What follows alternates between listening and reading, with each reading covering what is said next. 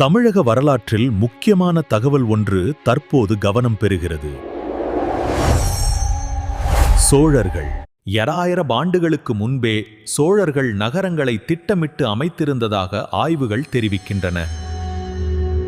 சாலைகள், வீடுகள், சந்தைகள், காலகம் அனைத்தும் ஒரு ஒழுங்கான முறையில் அமைக்கப்பட்டிருந்தது குறிப்பிடத்தக்கது.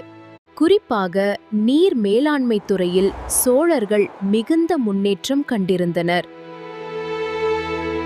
மழைநீரை சேமிக்க ஏரிகள், குளங்கள் மற்றும் கால்வாய்கள் போன்ற அமைப்புகள் உருவாக்கப்பட்டிருந்தன.